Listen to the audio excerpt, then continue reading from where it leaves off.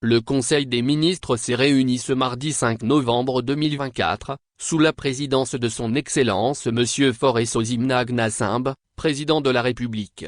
2. Le Conseil des ministres a examiné et adopté 3 projets de loi, 2 ordonnances et 2 décrets. 1. Au titre des projets de loi. 3. Le Conseil des ministres a examiné et adopté le projet de loi modifiant la loi N-2-2402 du 15 décembre 2004, portant régime juridique et fiscal harmonisé applicable au projet du gazoduc de l'Afrique de l'Ouest en République togolaise.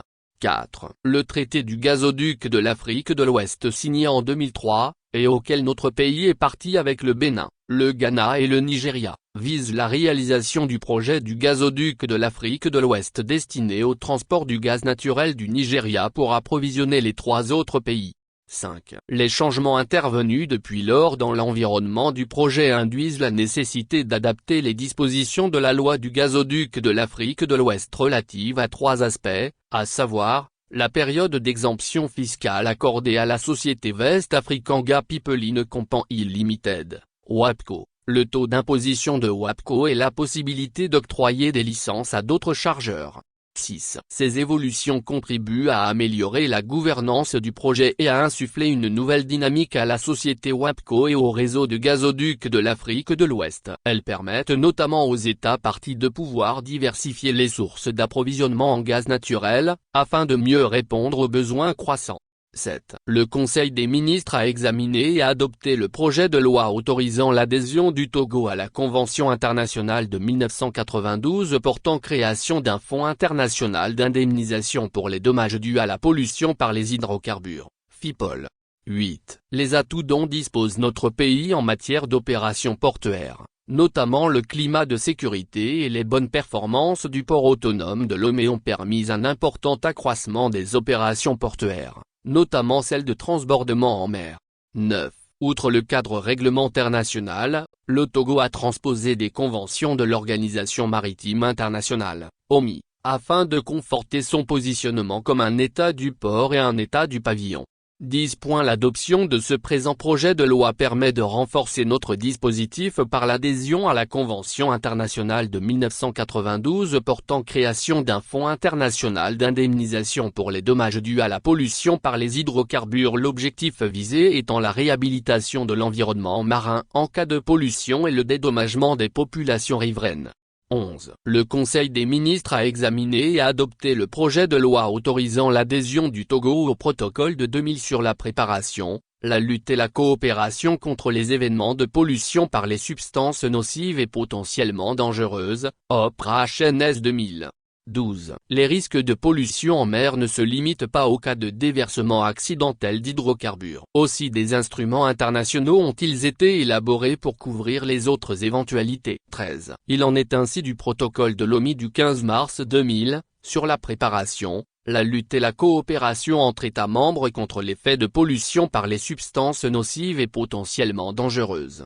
14. En adhérant à ce protocole, notre pays va développer ses capacités opérationnelles pour préserver la santé humaine, protéger les ressources biologiques, la flore et la faune marine, et remédier aux éventuelles atteintes à l'agrément des sites en cas de pollution.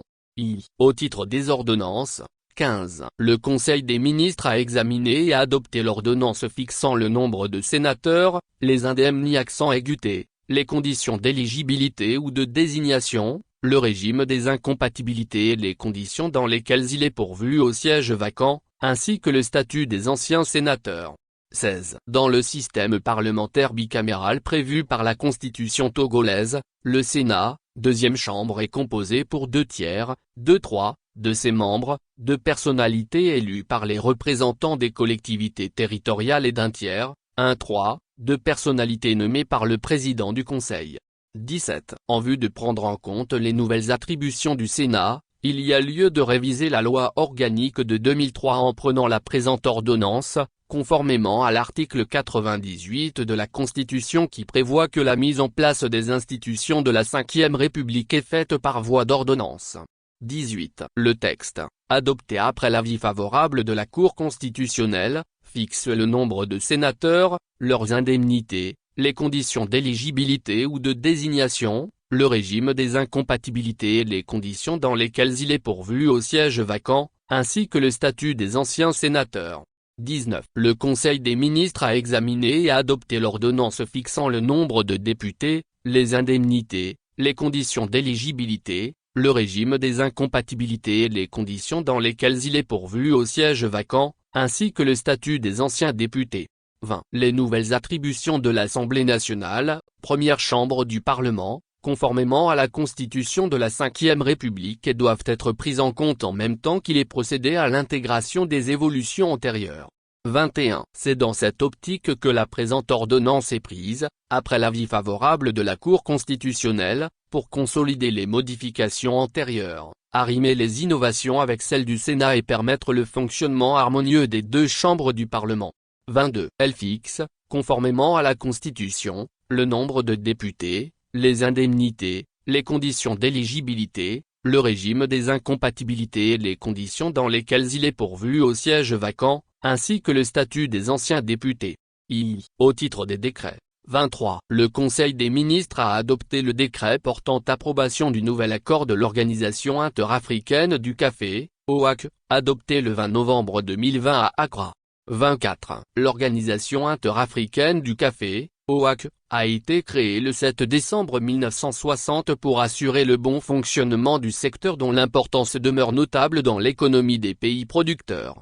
25. Le 20 novembre 2020, un nouvel accord a été adopté en remplacement de celui de 1960 et de ses modifications successives. Le présent décret permet à notre pays d'approuver ce nouveau texte qui va faciliter l'adoption de stratégies appropriées pour soutenir la production, la transformation et le commerce intra-africain du café ainsi que la promotion de la consommation nationale dans les États producteurs. 26. Au Togo, la priorité demeure l'amélioration durable des conditions de vie des producteurs et la rentabilité de la filière pour l'ensemble des acteurs de la chaîne, pour une caféiculture professionnalisée, compétitive et performante, créatrice de richesses et d'emplois décents, en particulier en milieu rural.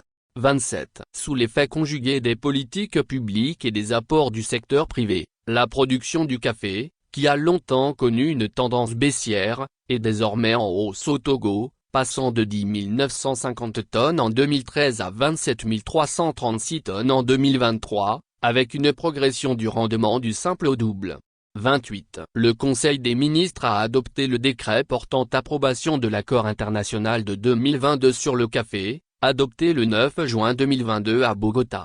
29. Notre pays est également membre de l'Organisation internationale du café, OC, créée en 1962. L'accord international a été plusieurs fois révisé et le nouvel accord a été adopté le 9 juin 2022, pour permettre à l'organisation de rechercher de nouveaux moyens et ressources pour développer davantage l'industrie du café, lutter contre les maladies qui s'attaquent à cette culture et contre les changements climatiques.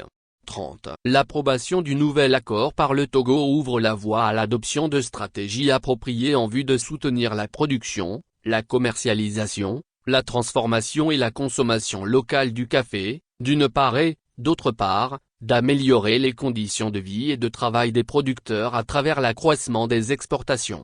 31. Notre pays ambitionne de doubler la production nationale, de 25 000 tonnes à 50 000 tonnes, à l'horizon 2030 et d'accroître la transformation nationale qui devrait atteindre un volume de 20 000 tonnes soit une augmentation de 40%.